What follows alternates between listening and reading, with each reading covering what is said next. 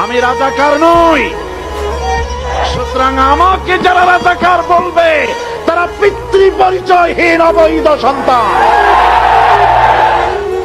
আমাকে রাজাকার বলে জনগণ থেকে বিচ্ছিন্ন করবা, জনগণ থেকে আমারে বিচ্ছিন্ন করা যাবে না।